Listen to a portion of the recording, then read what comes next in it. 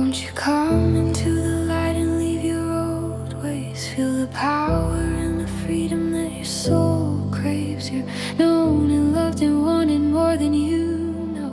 You could feel it and believe it if you let go. This is what you were made for. You were made for. This is what you were made for.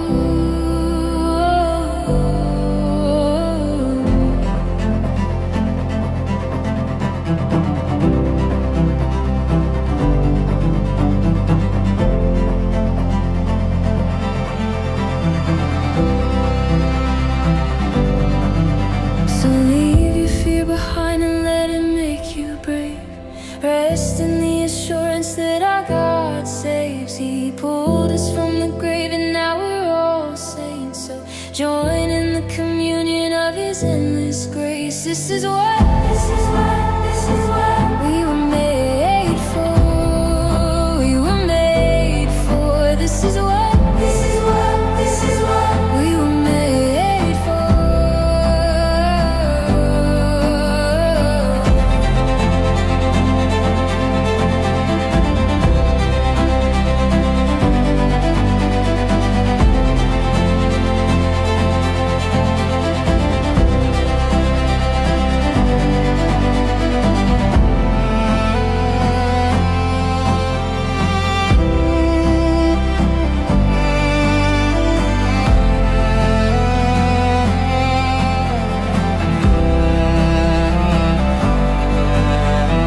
Come join the family. Be the sister, be the brother that you can be. Come join the body. Lend an arm, lend a hand, find your calling.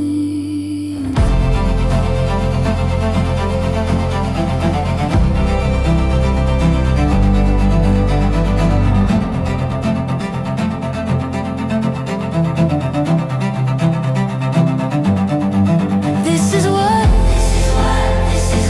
we were made for. We were made for. This is what we were made for.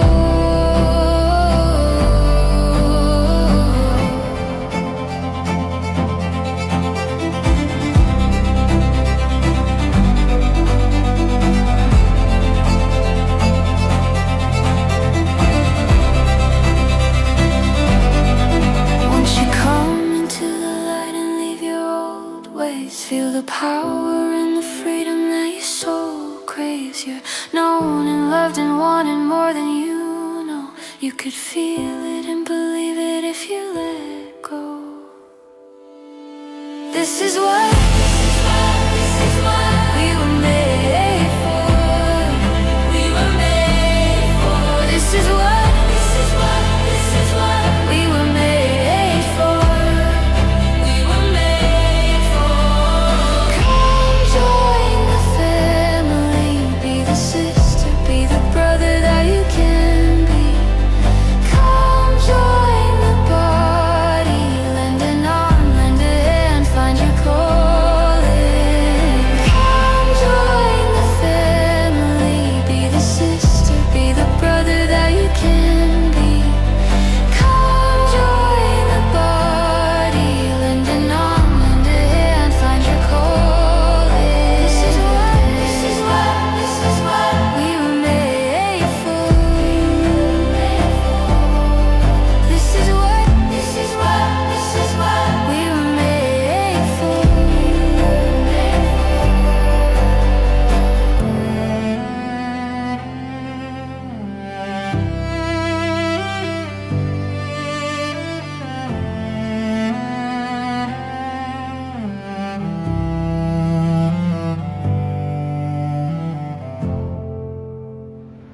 సంతోషము. మరి మీరు గమనించిన video అంతా ఒక పద్ధతి ప్రకారంగా తయారు చేయబడింది. అందులో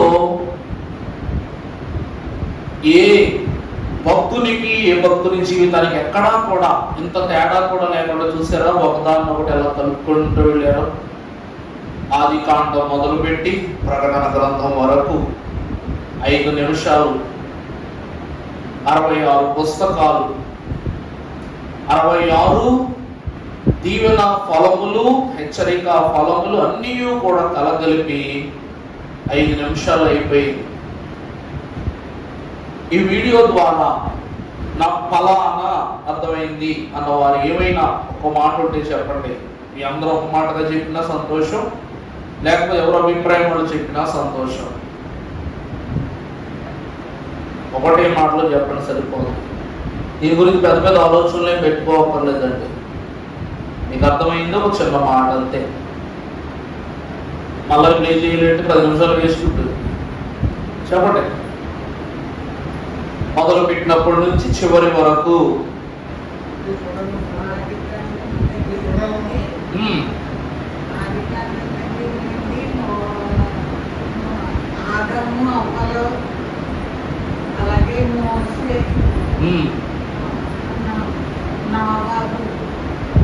సింగిల్ స్టేట్మెంట్ చెప్పాలంటే మన పితరులు వారి జీవితంలో ఒక్క అణువులో కూడా వారిని దేవుడు విడిచిపెట్టలేదు. అంటే దాని అర్థం మన పెద్దల జీవితములు, దేవుని దీవెనలు, దేవుని ద్వారా కలిగిన శ్రమలన్నీ కూడా ఒకరి నుండి ఒకరికి ప్రాప్తింపబడ్డాయి. అబ్రహాము గురించి చూసినప్పుడు అబ్రహాం ఆకాశ నక్షత్రాలని ఇసుకనే చూస్తున్నాడు. నోవాహు కాలం వచ్చినప్పుడు జల ప్రళయము తనతో ఉన్న సహచరులను చూస్తున్నాడు. అంటే ఏ స్థితిలో చూసినా కూడా తరాలలో కలగబోవు శ్రమలలో కానీ శోధనలలో కానీ దేవుడు ఎప్పుడు ఎవరిని విడిచిపెట్టలేదు. ద్రోహులైన వారిని కూడా దేవుడు విడిచిపెట్టలా. ఒక్క మాటలో చెప్పాలంటే ప్రియులారా, అది రెప్పపాటునైపోయిన బైబిల్. అది ఎంతసేపులో ముగిసిపోయిందండి? 6000 సంవత్సరాల చరిత్ర, 4000 సంవత్సరాల పాత నిబంధన, 2000 సంవత్సరాల కొత్త నిబంధన 5 నిమిషాల్లో రెప్పపాటులో ముగిసిపోయింది. మీరు గమనించారా? అబ్రహాం గురించి తెలుసుకుని ఆలోచించే లోపు వెంటనే ఎవరు వచ్చేస్తున్నారు? ఇస్సాకు, యాకోబు, తర్వాత మోషే జీవితం వచ్చేస్తుంది. మన జీవితం కూడా ఈ లోకములో రెప్పపాటు అనుభవమే. ప్రకటన గ్రంథంలో చూసారా? ఏముండదు, నిమిషంలో తీర్పు, నిమిషంలో తలుపు తెరవపడటం, రెప్పపాటులో ఆయుధం అవటం, రెప్పపాటులో నరకానికి వెళ్ళిపోవటం. దేవుని వాక్యం నందు నిలిచిన వాళ్ళరా, ఆ వీడియో నన్ను ఎంతో ఆకర్షించింది. ఎందుకంటే ఒకదాన్ని మించి ఒకటి దేవుడు ఏదేను వనముల నుండి వారిని బయటికి ఎట్టేయగానే బాబేలు గోపురం దగ్గరికి వచ్చేసింది. వెంటనే ఆకాశం అంత ఎత్తు కట్టారు, కానీ ఏం ఉపయోగం? దేవునికి ఆమోదం కాలేదు. అబ్రహాము, తర్వాత ఇస్సాకు, యాకోబు, మోషే, నోవా అట్లా వెళ్ళిపోతూనే ఉంది. అందుకే మనము కూడా ఈ లోకములు అంతే వేగముగా, అంతే విస్తారముగా మన పితరులు దేవుని యొక్క మహిమను ఎట్లా అందుకున్నారు, మనము అలాగూ అందుకుని త్వరగా మన సమయాన్ని సమకూర్చుకుని వెళ్ళిపోవాలి. అలా ఎక్కువ దేవుడు మనం దీవించును గాక. ఆమేన్. సరే, దేవుని యొక్క వాక్యమును ధ్యానం చేసుకుందాము. పరిశుద్ధ దేవుని యొక్క నామమును తలంచుకున్నట్టు ఇది మా వాక్యాంశము.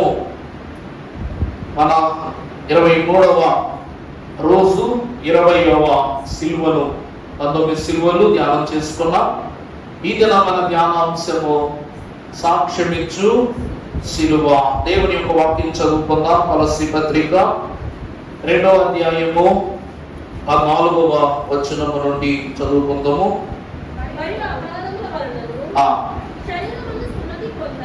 శరీరము నందు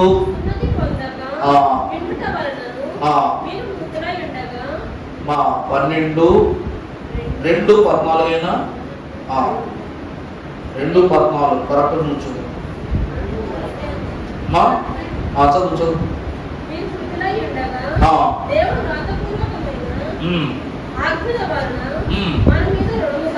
మన మీద రుణముగాను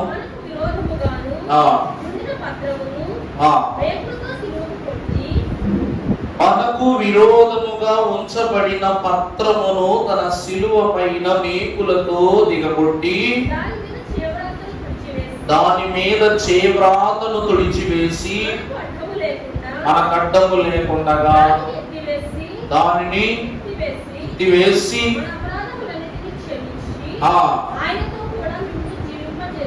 తరువాత ఆయన ప్రధానులను అధికారులను సిలువ చేత జయోత్సాహముతో వారిని పట్టి తెచ్చి బాహాటముగా వేడుకకు కనుపరచెను. ప్రార్థన చేసుకుందాం. మహిమ ప్రభావములు కలిగిన మా తండ్రి, గతించిన సమయములో మేము చూసిన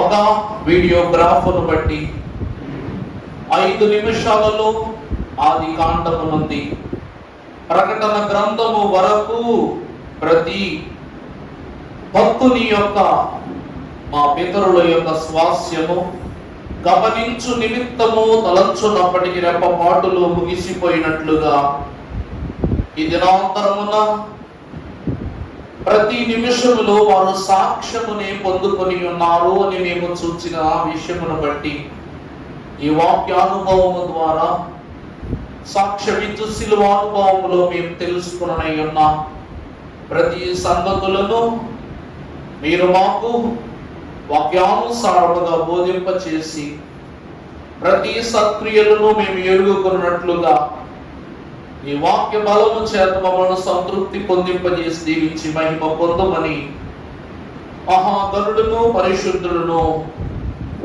మహిమా స్వరూపియగు యేసు నామమున మిక్కిలి వినయముగా ప్రతిమలాడి వేడుకొనుచున్నాం తండ్రి.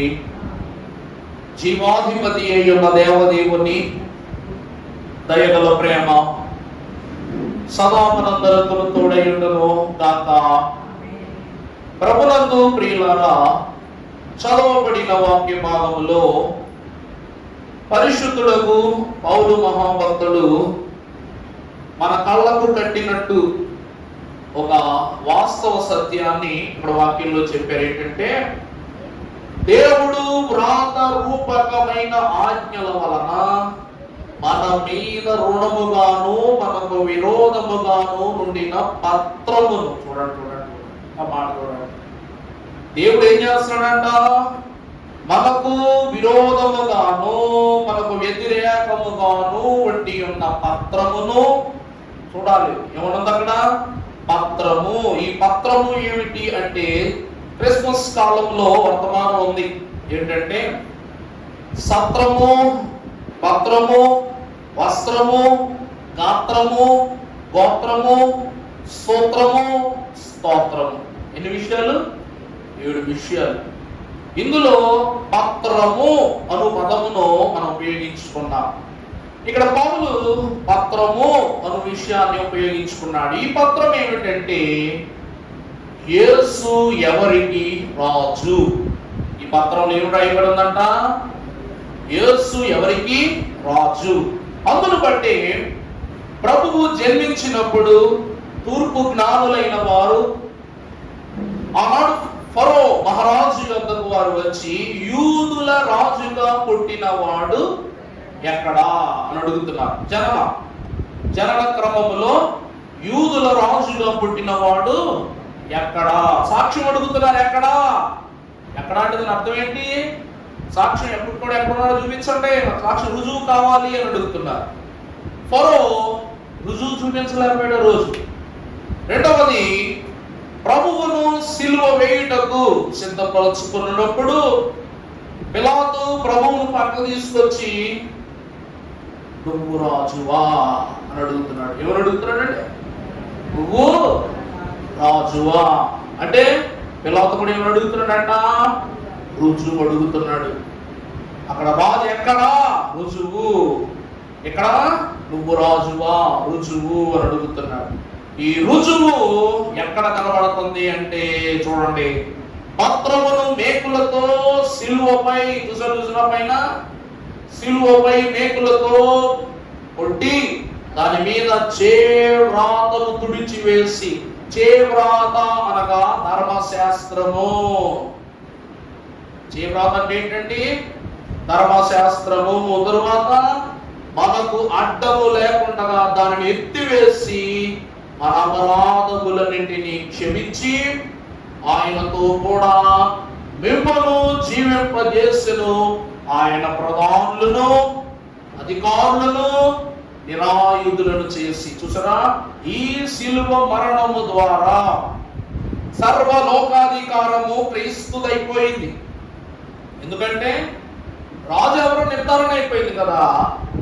అక్కడ రాయబడిన పత్రమును బట్టి ఇతడే రాజుని నిర్ధారణ ఉండను బట్టి ఈ రాజుదే సర్వాధికారమైనది కనుక అధికారులు, ప్రధానులు నిరాయుధులుగా చేసి శిలువ చేత జయోత్సాహముతో వారిని తట్టి తెచ్చి బహాటముగా వేడుకకు కనపరచెను. సాక్ష్యము అర్థమైందండి. ఈరోజు సాక్ష్యమిచ్చు సిలువ అను వంశములో ఉన్న మనకు సిలువ ఈరోజు ఇతడే రాజు, ఇతడే దేవుని కుమారుడు, ఇతడే లోకరక్షకుడు, ఇతడే అభిషిక్తుడు, ఇతడే రెండవ రాకడకు మనం కొనిపోవుటకు దేవుని చే పంపబడిన పెండ్లి కుమారుడు అని సాక్ష్యమిస్తూ ఉంది. దైవజనుని దేవుని ప్రియమిత్రులారా, భక్తులు అన్నారు సిలువ అనగా శ్రమను అనుభవించున్నది మాత్రమే కాదు, సాక్ష్యమిచ్చేది కూడా. సిలువ అంటే ఏంటంటే శ్రమను అనుభవించేది మాత్రమే కాదు, భరించేది మాత్రమే కాదు, ఏమిచ్చేదంట? సాక్ష్యమిచ్చేది. అందుకే సాక్ష్యమిచ్చేదా మన స్వామి యేసు దేవుడందు సాక్ష్యమిచ్చేదా అని పాడుకుంటున్నాం.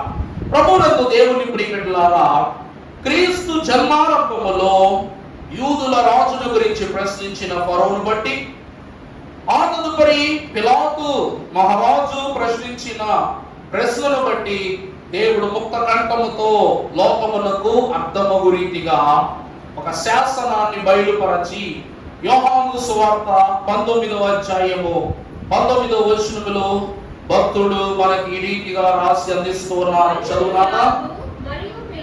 మరియు పిలాతు యూదుల రాజైన నజరేయుడగు యేసు అను పై విలాసం రాయించి సిలువ మీద. అర్థమైందండి? రాజు, నువ్వేనా రాజువు అని అడిగితే ఆ రోజు ప్రభు అంటారు, నేను నువ్వన్నట్టే నేను రాజును, కానీ నా రాజ్యము ఇహ సంబంధమైన రాజ్యం కాదు, నేను ఇహ సంబంధమైన రాజును కాదు, నేను పరలోక సంబంధమైన వాడు నన్ను ప్రభువు సెలవివ్వగా, అతడు నీతిమంతుడును అతడు దేవుని కుమారుడును అని గ్రహించిన పిలాతుడు లోకము తన యొక్క తలంపును తప్పింపు చేసుకున్నట్లు ఆయన శిలువపై ఈ పరిశుద్ధమైన వ్రాతను రాయించారు. దైవజనుడు అంటున్నారు, మోషే కాలంలో అహరోను అంగి వేసుకుంటాడు. చూసారా? ఈ గతంలో అంగీకి సంబంధించిన వీడియో కూడా పెట్టాను. పెడితే ఈ అంగీ ధరించుకున్న అహరోను తలకొండ పాగాకు ఒక బంగారపు రేకు ఉంటది శిరస్సు పైన. ఈ రేకు పైన హెబ్రు భాషలో ఒక పదం ఉంటది, యెహోవా పరిశుద్ధుడు. ఏమనుంటదండి ఇక్కడ? యెహోవా ఎవరంట? పరిశుద్ధుడు అని ఉంటది. ఈరోజు క్రీస్తు ప్రభుని శిలువ శిరస్సు పైన INRI మన ఇంగ్లీష్ పదము, కానీ అది NRI INRI అని రాశారు, కానీ అది నిజానికి ఇంగ్లీష్ పదం కాదు, అది అక్షర హెబ్రూ పదమే. అందును బట్టి అక్కడ ఏమని రాయించారంట చూడండి, పిలాతు యూదుల రాజు అయిన నజరేయుడగు యేసు అను పై విలాసమును రాయించెను. మీకు ఉదహరించేటట్లు అర్థమయ్యేలాగా వివరాన్ని చూపిస్తా, చూద్దాం ఒకసారి. చూడండి, చూడండి, ఐ అనగా ఐసస్. దాని అర్థం ఏంటండి? ఐసస్ అనే పదం మనం ఇంగ్లీష్ లో జీసస్ అని చదువుకుంటాం. ఐసస్ అనగా మనం ఏమని చదువుకుంటాం? జీసస్ అని చదువుకుంటాం. ముస్లిమ్స్ ఈసా చదువుతారు కదమ్మా, ఈసా చదువుతారు వారి ఖురాన్ ప్రకారం ఈసా. ఇక్కడ హిబ్రూ ప్రకారం ఐఎస్ఎస్ అనగా యేసు. ఎన్ అనగా నజరేనస్ అనగా నజరేయుడగు యేసు అని అర్థం. ఎన్ అనగా. ఆర్ అనగా రెక్స్ అనగా ఏమిటండి? రాజు అని అర్థం. రెక్స్ అనగా అర్థం ఏంటండి? రాజు. తర్వాత లాస్ట్ మళ్ళా ఐ అనగా యూదారం. యూదారం ఇంకా బాగా మీకు అర్థమై చెప్పాలంటే యోధా లేక యోధా గోత్రం అని చదవచ్చు. హిబ్రూలో ఐయుదారం అని చదువుతారన్నమాట. ఇప్పుడు దీన్ని కలిపి మనం చదువుకున్నట్లయితే ఏమని రాయబడి ఉందండి తర్వాత, నజరేయుడగు యేసు యూదులకు రాజు. అర్థమైందా సాక్ష్యం? ఆ పై విలాసంలో రాయించిన సాక్ష్యమే ఇది. అక్కడ రాస్తున్నాడు జీసస్ నజరస్ రెక్స్ అయుదారం అని అర్థం. ప్రభునందు ప్రియబిడ్డలారా, ఈ సిలువ యేసు క్రీస్తు ప్రభువే దేవుని కుమారుడనియు రక్షకుడనియు సాక్ష్యమిచ్చిన సాధనమైనది. అందుకే సిలువ శరణు, సిలువ ప్రభావము ఎవరు పొందుకొనరో వారు రక్షణ స్వాస్యమును పొందుకొనలేరు. దేవుని యొక్క వాక్యములు మనము చూసినట్లయితే ముందుకు వెళదాం. పరిశుద్ధ గ్రంథములో నుండి రోమీయులకు రాసిన పత్రిక 3వ అధ్యాయము 23వ వచనం చదువునానా. ఏ భేదము లేదు, అందరము పాపం చేసి దేవుడు అనుగ్రహించు మహిమను మనము పొందలేకపోవచ్చు అన్నాము. సిలువ మనకేం సాక్ష్యాన్ని ఇస్తుందంటే మనమందరము పాపులమని రుజువు చేస్తుందంట. సిలువ ఏం చేస్తుందంటే మనమందరము పాపులమేనని సాక్ష్యం ఇస్తుంది. యేసు క్రీస్తు ప్రభువునందు దేవుని ప్రియబిడ్డలారా, యేసు ప్రభువు ప్రేమ స్వరూపి. మరి సిలువ ఏమై ఉన్నది? శాసనమై ఉన్నది. సిలువ అంటే ఏమిటండి? శాసనము. శాసనము అనగా అమలు చేయబడవలసినది.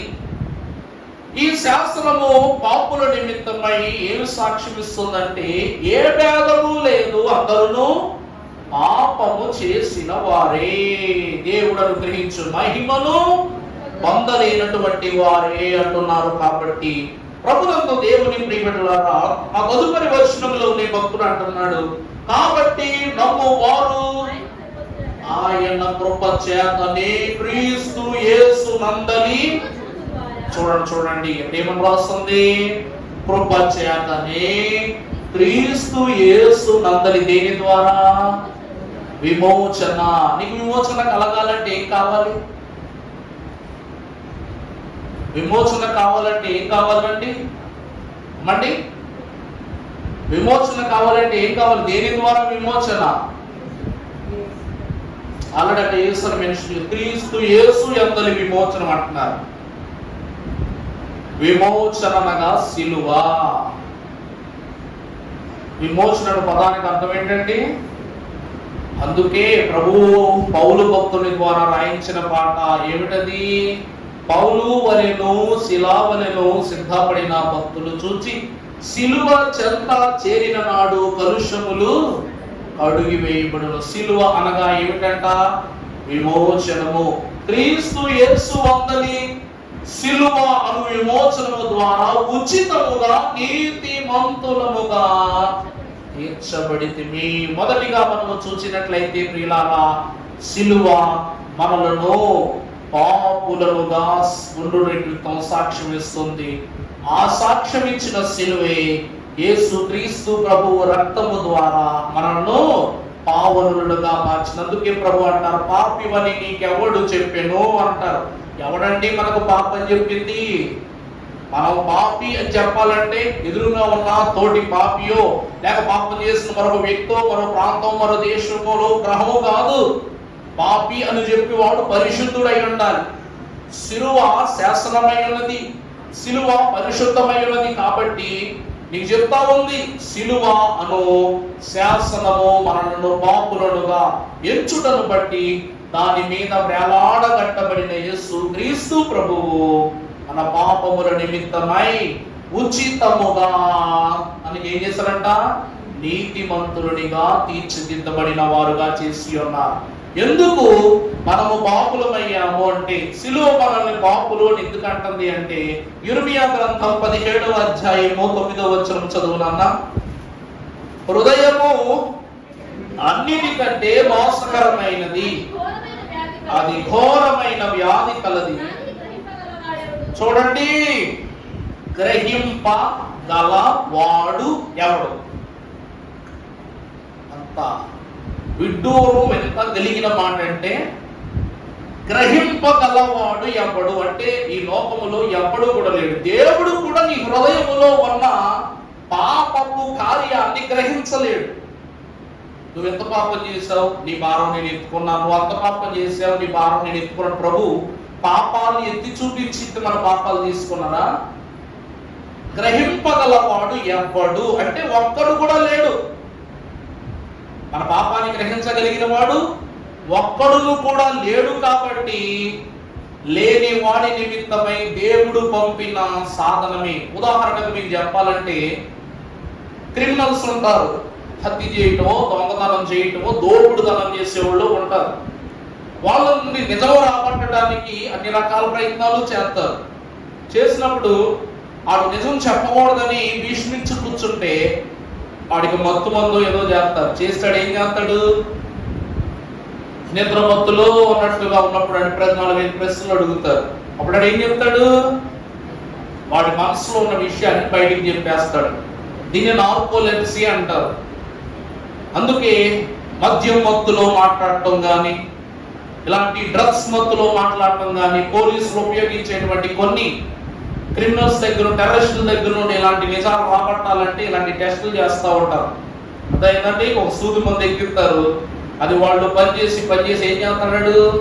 నిజం బయటికి చెప్తాడు. ఈ రోజున దేవుని ప్రియబిడ్డలారా, తోటి మనుషుడు అనువాడు ఎవడును నీతిమంతుడు లేడు. కాబట్టి త్రిత్వ దేవుడు సిలువ అను సాధనము ద్వారా, గ్రహింపగలు సిలువ సాధనము ద్వారా మన హృదయం అన్నిటికంటే మోసకరమైనదని, అది ఘోరమైన వ్యాధిలో, పాపపు వ్యాధిలో ఉన్నదని సిలువ ద్వారానే సాక్షి చెప్పాడు ప్రభు. ఇందాక చూశారు కదా, అది అందును బట్టి దేవుని ప్రియబిడ్డలారా, సిలువ మనము పాపులమని సాక్ష్యం ఇస్తూ ఉంది. మొదటిది, సిలువ పాపులను పసిగట్టున్నది, వారి నిమిత్తమై సాక్ష్యం ఇచ్చినదై ఉన్నది.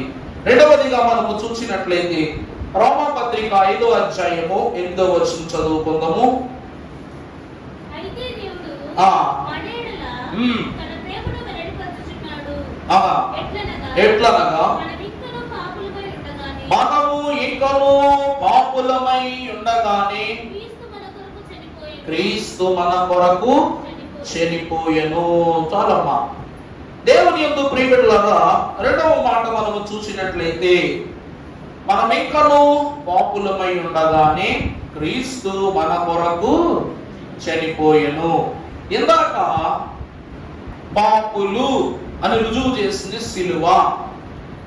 ఈరోజు పాపులను తెలిసి కూడా మన పాపముల నిమిత్తమై క్రీస్తు ప్రభువు రక్తము ద్వారా మనకు పాప క్షమాపణను అనుగ్రహించినది ఎవరు? సిలువ. అందును బట్టి భక్తులు ఏమంటున్నారంటే, అక్కడ చూడండి, ఒకసారి చదువున్నాను అన్నమాట. దేవుడు మన ఎడల ఎట్లనగా, దేవుడు తన ప్రేమను వెల్లడి పరచుచున్నాడు. దేని ద్వారా వెల్లడి చేస్తున్నాడు? దేవుడు తన ప్రేమను వెల్లడి పరుస్తూ ఉన్నాడు, అంటే మనకు అందిస్తూ ఉన్నాడు. దేని ద్వారా? ఇప్పుడండి, భోజనానికి కూర్చున్నాం. మనం భోజనానికి కూర్చున్నప్పుడు చికెన్ కూర ఉంది, అన్నం ఉంది, భోజనం చెయ్యాలి. నీ కంచంలో అన్నం ఉంది, అటుపక్క, క్షమించాలి, కంచంలో కాదు, కొండలో అన్నం ఉంది, మరో కొండలో కూర ఉంది. నీ కంచంలో అన్నము కూర పెట్టుకోవాలి. ఎలా పెట్టుకుంటావు? అన్నం తీసి కంచంలో ఎలా పెట్టుకుంటావమ్మా? అవునే చెయ్యటేస్తారా మీరు? చెప్పండి. గరిటి. అర్థమైందా? చూడండి, వెల్లడి పరచుట ఎలాగున్నా అనగా, నీ అన్నాన్ని నువ్వు ఎలాగో పళ్ళెములోనికి వెల్లడి చేసుకుంటావంటే గరిటను ఉపయోగించి, చారును ఎలా వెల్లడి చేసుకుంటావు నీ దాంట్లోనికి? గరిట ఉపయోగించి, కూర గరిటను ఉపయోగించి, ఈ అన్నాన్ని నీ నోటికి వెల్లడి చేసుకోవాలంటే చెయ్యి ఉపయోగించి, ఈ నోట్లోకి వెళ్ళిన అన్నమును అరగ నిమిత్తము పళ్ళతో వెల్లడి చేస్తావు, లోపల కరగడానికి నమిలి. అది కడుపులోనికి వెళ్ళిన తర్వాత నీ కడుపులో ఈ యొక్క అరుగుదల క్రమము జరిగి అది నీకు ఫలముగా వెల్లడి చేస్తుంది. అవునా కదా? ఇదే ప్రక్రియ కదండి. దేవుడు కూడా నేను నిన్ను ప్రేమిస్తున్నాను ప్రేమిస్తున్నాను ప్రేమిస్తున్నాను ప్రేమిస్తున్నాను అని అనటం ఎంతకాలము సాగింది, కానీ అసలు ఆ ప్రేమ నీ యొద్దకు చేరింది ఎలాగా అంటే సిలువ మరణం ద్వారాని. అర్థమైందని?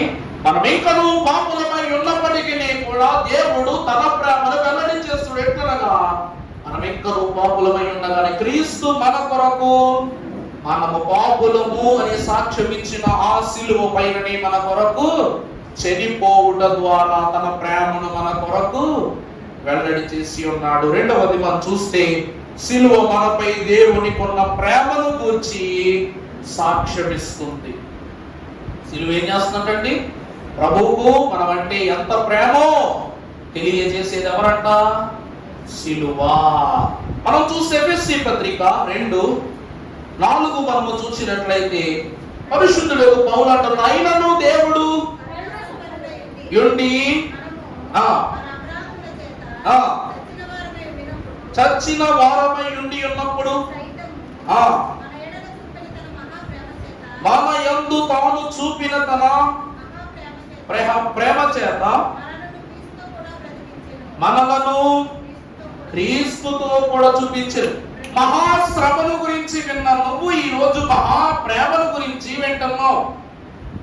ఉగ్రత కాలములో నరకము నీకు ఇచ్చున్నది మహాశ్రమ అయితే, సిలువ ద్వారా తండ్రి కుమారుని నిమిత్తమై నీకు ఇచ్చున్నది మహా ప్రేమ. చూడండి పదం చూడండి ఇక్కడ, మహాప్రేమ చేత.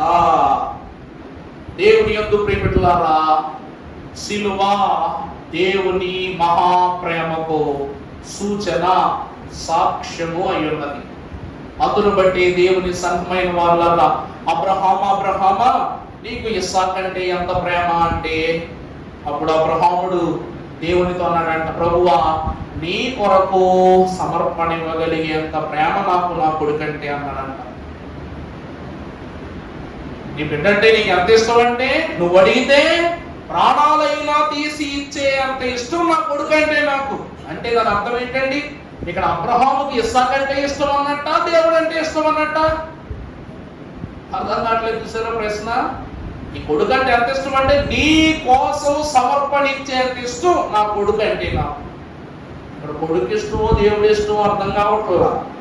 దేవుని ప్రియబిడ్డలారా, నీకు పలావ్ అంటే ఎంత ఇష్టం అంటేను ఎంత ఇష్టం? కంచంలో మెతుకు కూడా మిగలకుండగా, ఒక మెతుకు కింద పడకుండగా అంతా జాగ్రత్తగా తినేంత ఇష్టం. అలాగునని ఏ గొర్రె అయినలో నశించి పోవుట నాకు ఇష్టము కాదు అని చెప్పిన దేవుని మాటను నిలబెట్టుటకు తన కుమారుని సిలువ పైన మరణింపజేసి తన ప్రేమ నిమిత్తమై ఒక మెతుకుగా కూడా మనల్ని వృధాపరచుటకు విడిచిపెట్టుటకు ఇష్టము కానంత ఇష్టం మనం అంటే దేవునికి. అందుకే ప్రియులారా, సిలువ దేవుని మహాప్రేమకు సాక్ష్యమై ఉన్నది. దేవుని వాక్యములో 3వ క్రమమును మనము చూసినట్లయితే లూకా సువార్త 23:34 తండ్రి యేసు తండ్రి వీరేమి చేయుచున్నారు ఎరుగరు గనుక వీరిని క్షమించుము అని. చాలు నాన్న. ప్రభువునందు ప్రియబిడ్డలారా, 3వదిగా మనము చూసినట్లయితే సిలువ, సాక్ష్యపు సిలువ అనగా ఏమిటి అనగా, సిలువ మనకు క్షమాపణ అవసరమని సాక్ష్యం ఇచ్చేటువంటి స్థితినిచ్చేదై ఉన్నది. అర్థమవుతుందండి? సిలువ ఎందుకు అనగా, మనమంటే ఎందుకు సిలువకు దేవునికి ఎందుకు అంత ప్రేమ అంటే, సిలువ మనకు క్షమాపణ అనేది అవసరము అని చెప్పడానికి సాక్ష్యము ఇచ్చేది అయి ఉన్నది. తండ్రి వీరేమి చేయుచున్నారు ఎరుగరు గనక వీరిని క్షమించు. నాకు తెలిసి యేసుక్రీస్తు ప్రభు రోజు కూడా గెత్సెమనే తోటలో ఇదే ప్రార్థన చేసి ఉండొచ్చు మన కోసం. ప్రభువా ఈ రోజు యోహాను అలా వెళ్ళాడు, పేతురు ఇలా వెళ్ళాడు, ఫిలిప్ అటు వెళ్ళాడు, ఫిలిప్ ఈ తప్పు చేశాడు, తిమోతి ఆ తప్పు చేశాడు, యోధ ఆ దారిలోకి వెళ్ళిపోయాడు, మగ్దలేని మరియ ఈ దోషములో వెలిగిపోయింది. చక్కైన ఇంటికి ఆహ్వానించాడు, గతములో ఉన్న పాపాలన్నింటినీ కడిగి వేయమని ప్రభువు రోజు కూడా ఏం చేస్తున్నారు? మన కొరకు దుఃఖపడుతున్నారు, చింతాక్రాంతులవుతున్నారు.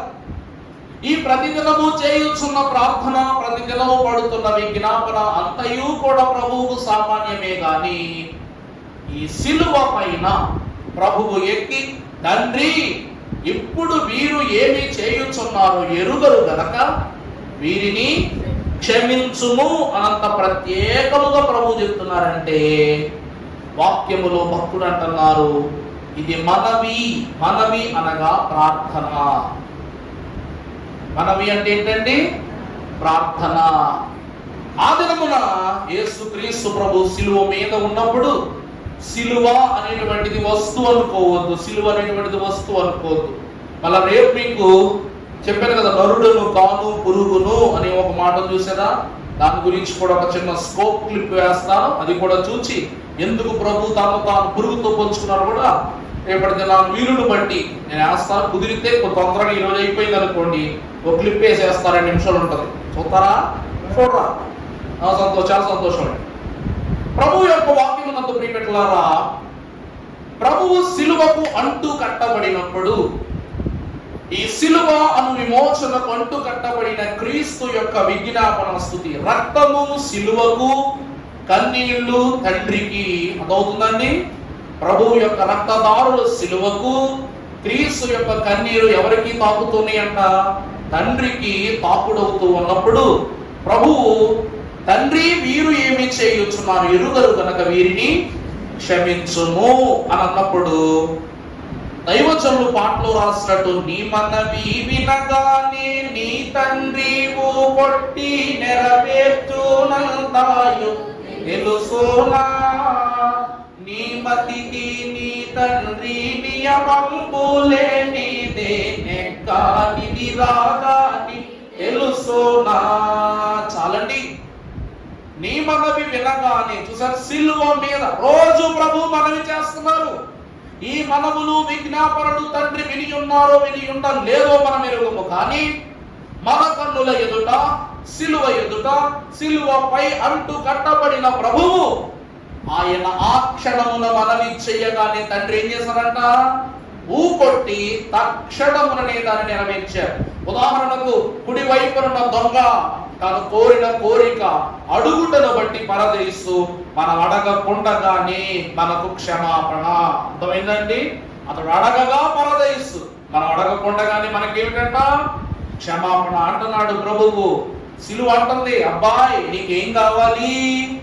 క్షమాపణ. ఈ మాట ఏ మాట అండి? ఎరుగరు గనక వీరిని క్షమించును అంటుంది. అనగా సిలువ నీకు క్షమాపణ అవసరమని సాక్ష్యం ఇచ్చేదయ్య. సిలువ మనకి ఏమవసరం చెప్తుంది? క్షమాపణ. ప్రతి ఒక్కరికి క్షమాపణ కావాలి అని సాక్ష్యం ఇచ్చేదయ్యున్నది. అందుకే ప్రియబిడ్డలారా, దేవుడు అంటూ ఉన్నారు, సిలువ యేసు ప్రభువు చేసిన ప్రార్థన మనవిని క్షమాపణగా అందించిన సాక్ష్యమై ఉన్నది. మన క్షమాపణ కూడా సిలువకి ఏమై ఉన్నదండి? సాక్ష్యమే అయి ఉన్నది. తర్వాత 4వదిగా మనము చూసినట్లయితే యోహాను 19:30, యోహాను సువార్త 19:30. అమ్మా, యేసు ఆ చిరకను పుచ్చుకొని చెప్పి తల వంచి ఆత్మను ప్రభువునందు. ప్రియులారా, ఇది 6వ మాట. ఏ మాట? సమాప్తమైనది. ఇక్కడ మనము చూస్తే హెడ్డింగ్ కూడా మీకు అర్థమైపోయేలా రాశారు. సిలువ మనకు రక్షణ సిద్ధమని సాక్ష్యం ఇచ్చారు. ఇందాక క్షమాపణ నీకు కావాలి, అవసరమని సాక్ష్యం ఇచ్చింది. ఇప్పుడు 6వ మాటలోకి వచ్చేసరికి నీ కొరకు ఏం సిద్ధపరచబడి ఉంది? రక్షణ నా యందు సిద్ధపరచబడినదని సాక్ష్యం ఇస్తుంది. సమాప్తము అనగా రక్షణ కార్యము పూర్తయినది, మన విమోచన సిద్ధమైంది. కనుకని సిలువ మన రక్షణ నిమిత్తము సాక్ష్యం ఇస్తూ ఉంది. సిలువలో మన రక్షణ ఏమైపోయింది? సిద్ధమైపోయింది, రక్షణ కార్యము సిద్ధమైపోయింది, మన విమోచన సిద్ధమైంది అని సాక్ష్యం ఇస్తూ ఉంది. అప్పుడు ఇక్కడ జయమును పొందుకున్న ప్రభువు అంతట తల వంచి ఆత్మను ఏం చేశాడట? అప్పగించెను. 4వ స్థితిలో సిలువ నీకేమిస్తూ ఉంది చెప్పండి? రక్షణ ఇస్తూ, రక్షణ సిద్ధమని సాక్ష్యాన్ని ఇస్తూ ఉంది. 5వదిగా మీరు చూసినట్లయితే ప్రియులారా, కొరింథీయులకు రాసిన 2వ పత్రిక 5:17 కాగా ఎవడైనను క్రీస్తు నందు ఉన్న ఎడల వాడు నూతన సృష్టి, ఆ, పాతవి గతించెను, ఆ, ఇదిగో క్రొత్తవాయెను. ఇవిగో క్రొత్తవాయెను. ఒకసారి ఫోటోగ్రాఫ్ చూడండి. ఇది గర్భమందు సిలువకు సంబంధించి. ఈరోజు మనము దేవుని వాక్యం ద్వారా చూస్తే సిలువ అనున్నది నూతన సృష్టి లేక నూతన స్వాస్యమును కలదని సాక్ష్యం. సిలువ ద్వారా మనకేం కలదనంట? దేవుని యందు నూతన స్వాస్యము కలదని సెలవిచ్చి సాక్ష్యమిచ్చుచున్న సాధనమై ఉన్నది. దైవజనుడు దేవదాసయ్య గారు అన్నారు, సంవత్సర కాలములో ఏ కూటములను ఆచరించకున్నను సిలువ కూటములను ఆచరించుట వరము అన్నారు. ఆచరించని పక్షాన శాపమగునన్నారు. ఎందుకంటే సాతానుడు ఏ కూటములకైనా నీ యొద్దకు వస్తాడు, కానీ సిలువ కూటములకు నీ యొద్దకు రాడు అన్నారు. ఎందుకంటే సిలువయే నాకిక్కడి గద్దె. ఎందుకంట సిలువ నాకు ఇక్కడి గద్దె, ఆ సిలువయే దాని పైనుండు. సిలువలు 2 నన్ను పైగద్దెకు చేర్చును. యుద్ధ సమాప్తి కంటే దుష్టుడు ఎన్ని పన్నాగములను పనినా సిలువ బలమును, సిలువ అడ్డంకును దాటి మన యొద్దకు రాలేడు అని వివరభరితంగా ముక్త కంఠమెత్తి లోకములకు తెలియజేసిన వారై ఉన్నారు. మరియమ్మ గారి యొద్దకు 9 నెలల కాలము నిందలు వచ్చాయి, ఆపదలు వచ్చాయి, శ్రమలు వచ్చాయి, శోధనలు వచ్చాయి. అది దుష్టుడు వచ్చాడా? సాతానుడు వచ్చాడా? ఒక రాయైనా తగలిచ్చాడా దేవుడు? సిలువను ధరించుకున్న ఆ తల్లిని పాదము తగలకుండగా మరలా తిరిగి మోసినదే సిలువ, గర్భమందున సిలువ. ఈ సిలువలో భక్తులు అంటాడు క్రీస్తు అనగా ఇప్పటి వరకు మరియమ్మ గారి జీవితమును చూస్తే ఆమె సిలువ యందు నూతన సృష్టి. ఆమె పాత జీవితము గతించిపోయేను, సమస్తము క్రొత్తవిగా మార్చబడేను. అందుకే దేవుని వాక్యం అంటూ ఉంది, లేచిన వాని కొరకే జీవించుటకు ఆయన అందరి కొరకు మృతి పొందెననియు నిశ్చయించుకొనుచున్నాము. ప్రభువునందు దేవుని ప్రియబిడ్డలారా, జీవించు వారికి మీద తమ కొరకు కాక తమ నిమిత్తము మృతి పొంది తిరిగి లేచిన వాని కొరకే జీవించుటకు పరిశుద్ధ వాక్యములో తర్వాత వచనంలో కూడా మనం చూస్తే ఎహెజ్కేలు 36:26 చదువుకున్నాను ఒకసారి. ఎహెజ్కేలు 36:26 నూతన హృదయము రాతి గుండె సిలువ మనుషులు ఏం చేస్తుందంట? సిలువ యొద్ద నిలబడిన మనకు పాతవి గతించును, సమస్తము క్రొత్తవగును. ప్రభు ఏం చేస్తానంటున్నారు? సిలువ ఎదుట పాత జీవితం పోయిన నీకు నూతన హృదయమును ఇస్తానంటున్నారు. మొదటిది నూతన స్వభావముని కలుగు చేసిందని అంటున్నారు. రాతి గుండె. రాతి గుండె అంటే పాపపు గుండె అనగా హృదయం అన్నిటికంటే మోసకరమైంది కదా, ఘోరమైన వ్యాధి గలది. రాయి భ్రష్టుమరి మారిపోయింది కాబట్టి దానిని తొలగింపజేసి మళ్ళా నీకు ఏ గుండెని ఇస్తాను? మాంసపు గుండెను ఇస్తాను అని ప్రభు సెలవిస్తున్నారు. ప్రభువునందు ప్రియబిడ్డలారా, దేవుడు సిలువ ద్వారా మనకు నూతన స్వాస్యమును కలిగించే సాక్ష్యాన్ని అనుగ్రహిస్తున్నారు. అవుతుందండి? సిలువ మనకి ఏ సాక్ష్యాన్ని ఇస్తున్న? నూతన స్వాస్థ్యము. 6వది మీరు చూసినట్లయితే లూకా 9:23 ఒకసారి చదవమ్మా. లూకా సువార్త 9:23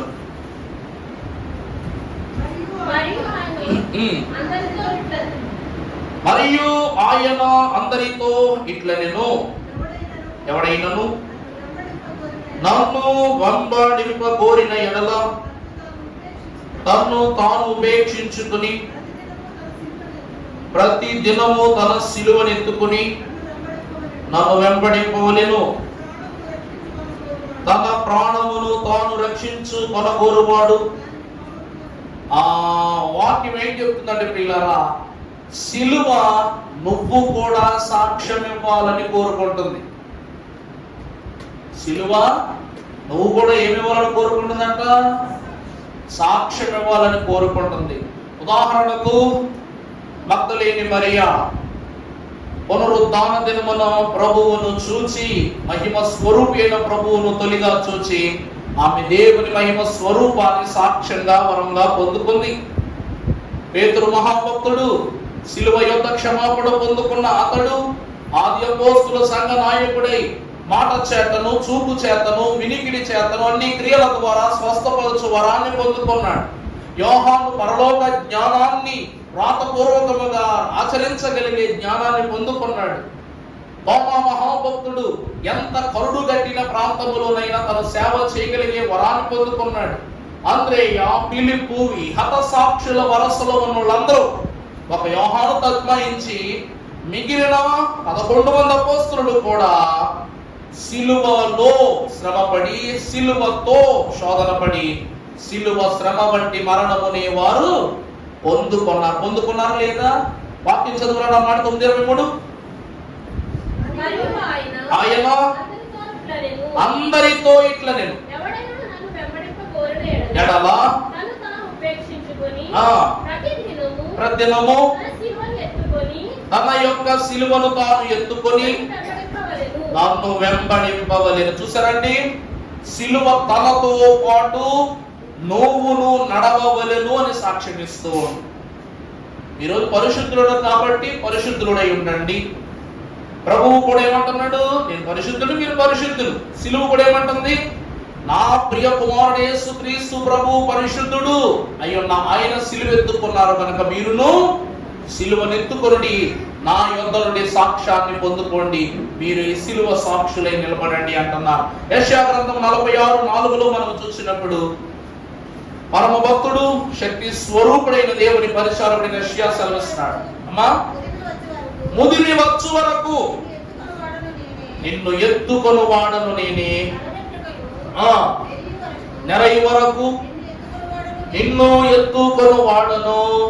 చాలండి, వాక్యం ఏమంటుంది? ముదిమి వచ్చు వరకు నేను ఎత్తుకొని వాడను. ముదిమి అంటే ఏంటి?